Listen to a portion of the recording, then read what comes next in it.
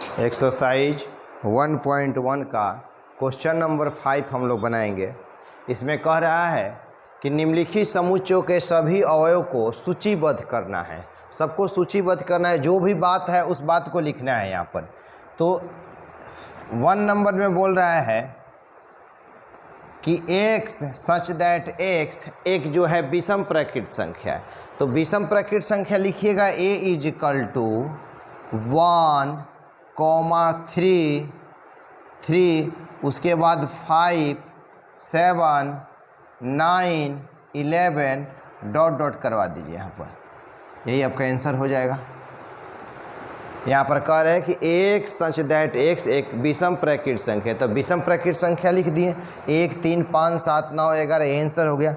अब यहाँ पर देखेंगे सेकंड नंबर कह रहा है कि b जो है x अनुपात x एक पूर्णांक है, और ये पूर्णांक जो है वो कह रहा है, यहाँ रफ समझा रहे हैं आपको, पूर्णांक कह रहा है यहाँ पर कि माइनस में 1/2 से बड़ा और 9/2 से कम होना चाहिए। तो माइनस में 1/2 कहने का मतलब ये हुआ कि 0.5 और x हुआ, और 9/2 का मतलब हुआ 4.5। तो यहाँ पूर्णांक हम बता रहे हैं कि ये पूर्णांक हुआ, जैसे 0, 1, 2, 3, 4, 5 डॉट डॉट ये इन्फिनाइट तक होता है। इधर हम लोग रखते हैं -1, -2, -3, माइनस में 4, माइनस में 5 डॉट डॉट डॉट इधर माइनस में इन्फिनाइट होता है। लेकिन कह रहे हैं कि इसका जो वैल्यू होगा -0.5 से बड़ा। तो देखिए -0.5 यहाँ आएगा, यहाँ पर आ जाएगा माइनस में 0.5। -0.5 से अधिक होना चाहिए और 4.5 से कम होना चाहिए। तो देखिए यहाँ 4.5 आएगा, तो 0.5 से अधिक और 4.5 से कम होना चाहिए, यानी कि यहाँ से लेकर यहाँ तक का जो अवयव आ जाएगा, यानी कि 0 हो सकता है, 1 होगा, 2 होगा, 3 होगा और 4 होगा। तब जाकर इसको सेटिस्फाइड करेगा कि 0.5 से बड़ा भी होना चाहिए और 4 पूर्णांक जब भी होता है तो पूरा अंक लीजिएगा, इसमें दशमलव के रूप में नहीं लेते। यहाँ पूर्णांक लिखेंगे b बराबर हो जाएगा 0, 1, 2, 3 और ये 4, यहाँ तक हो गया। आपको ये बात हम रफ में समझा दिए हैं, देख लीजिए। ये जो कह रहा है कि इसका बयान होगा 1 हम लोग का 0.5 से अधिक होगा और 4.5 से कम होगा, जो कि यहाँ हम बता चुके हैं आपको। अब इसके बाद यहाँ पर देखिए अगला प्रश्न दिया गया है कि c बराबर कह रहा है कि x सच दैट एक पूर्णांक है, जो कि पूर्णांक बताए थे कि पूरा अंक होगा। पूर्णांक कह रहा है कि ये जो है x² less than equal to 4, माने x का जो मान होगा, x² का जो मान होगा वो 4 से कम हो सकता है, नहीं तो 4 के बराबर। तो रफ में यहाँ समझा रहे हैं कि x के स्थान पर आप क्या क्या रखिएगा कि वो 4 से कम हो जाए, नहीं तो 4 के बराबर हो जाए। और ये पूर्णांक जो होगा, पूर्णांक आपको रखना है तो 0 रख सकते हैं, 1 रख सकते हैं, 2 रख सकते हैं, 3 रख सकते हैं, 4 डॉट डॉट इन्फिनाइट तक हुआ। इधर -1 रख सकते हैं, -2 रख सकते हैं, -3 हो सकता है, -4 डॉट डॉट माइनस। अब यहाँ पर रख कर देखिए कि x का मान यदि 0 रखिएगा तो कितना होगा, यहाँ पर समझने के प्रयास कीजिएगा। अगर 0 रखिएगा तो 0 का स्क्वायर जो होगा वो 0 होगा।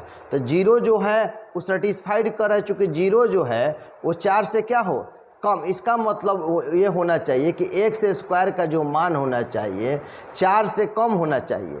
x² का मान जो होना चाहिए, मान 4 से कम, नहीं तो 4 के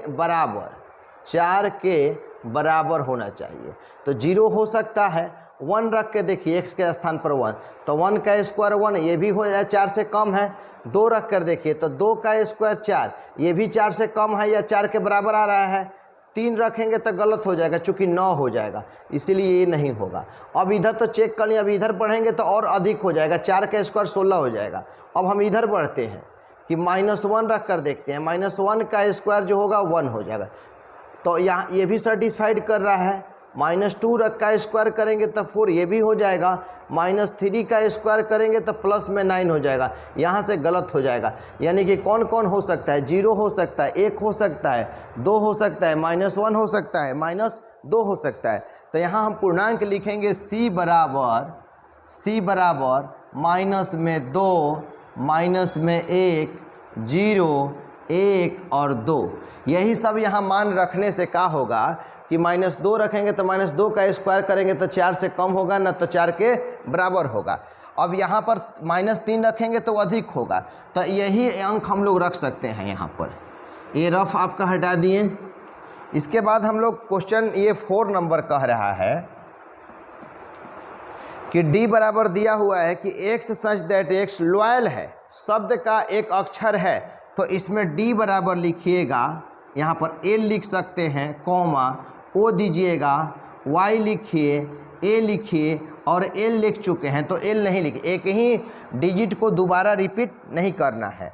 अब यहाँ पर क्या है कि e बराबर दिया हुआ है, e बराबर कह रहा है x सच दैट x अंग्रेजी वर्णमाला का एक व्यंजन है जिसमें 31 दिन नहीं होते, जिसमें 31 दिन नहीं होते हैं उस बात को लिख देना है। तो देखिए जनवरी जो होता है वो 31 दिन का, हम लोग का जो 31 दिन का नहीं होगा उसको हम लोग लिखेंगे। तो आप आसानी से लिख सकते हैं कि फरवरी हो सकता है, फरवरी होगा। आप लोग काउंट करने के लिए जानते हैं, देखिए उंगली से काउंट कर सकते हैं कि जनवरी जो नीचे की तरफ आ रहा है उसी बात को लिखेंगे, तो फरवरी लिखेंगे। देखिए मार्च नहीं लिखेंगे, अप्रैल लिखेंगे, यहाँ पर अप्रैल लिख सकते हैं।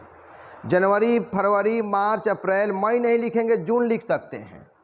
फिर जुलाई नहीं लिखना है, अगस्त नहीं लिखना है, सितंबर लिख सकते हैं, अक्टूबर नहीं लिखना है, नवंबर लिख सकते हैं।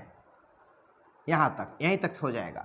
अब इसमें f बराबर जो कह रहा है, f जो है वो x अनुपात x, जो x सच दैट x दिया हुआ है, अंग्रेजी वर्णमाला का एक व्यंजन लिखना है जो k से पहले आता है। तो k से पहले आता सिर्फ व्यंजन होना चाहिए, स्वर नहीं। तो a नहीं लिखेंगे, b, c, d, e नहीं हो सकता है, क्योंकि e जो है वो क्या है, स्वर है, तो e छोड़ दे रहे हैं। f, g और h हुआ, i नहीं लिखेंगे, हम लोग j लिख सकते हैं। और j के हम लोग का यहाँ पर k के पहले हम लोग यहाँ तक आ जाएगा, j, यहाँ तक ले नोट कीजिए।